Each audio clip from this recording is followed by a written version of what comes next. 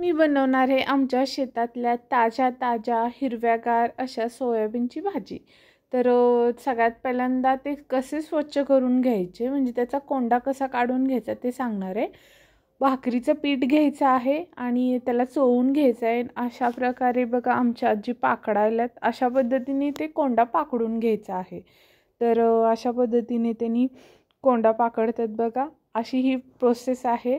त्यामुळे काय होतं आपल्या सगळे बी स्वच्छ होतात आणि नंतर मग पुन्हा एकदा स्वच्छ पाण्याने ते धुवून घ्यायचे आहेत अशा प्रकारे। आणि बघा किती छान कवळ्या अशा आपले सोयाबीन्स आहेत।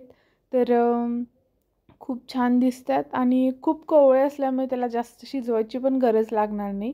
तर एका कढई घेतली, कढईमध्ये तेल छान तापल्यानंतर जिरे आणि मोहरीची फोडणी दिलेली आहे।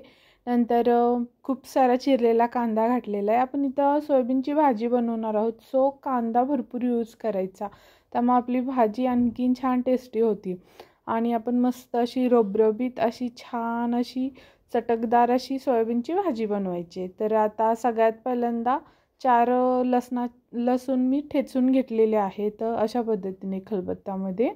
आणि नंतर आता बघा आपला कांदा छान भाजत आलेला आहे, ब्राउनिश व्हायला स्टार्ट झालेला आहे।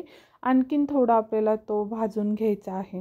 नंतर आपला कांदा भाजत आल्यानंतर आपण जो लसूण ठेचून घेतलेला होता ना तो त्याच्यामध्ये ॲड करायचा आहे।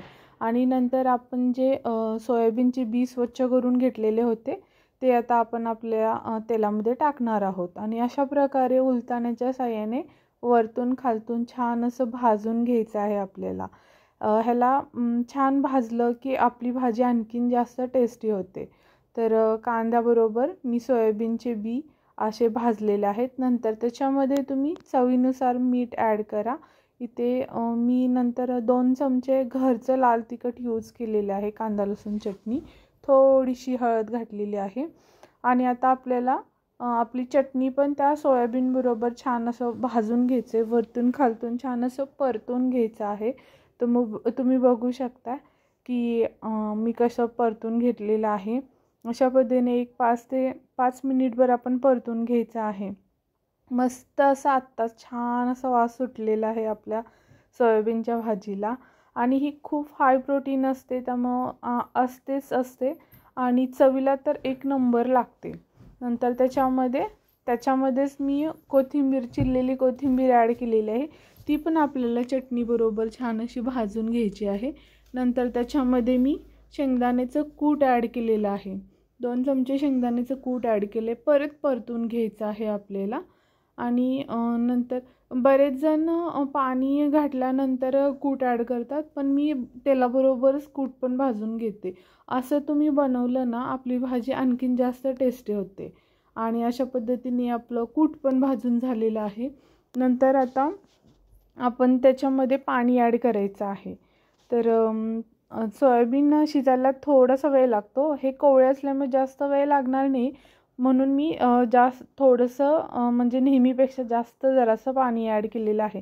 पण बरेच जण काय चूक करतात की ह्याला कुकरला शिट्टी देतात आणि शिजवतात, म्हणजे पटकन भाजी होते ना।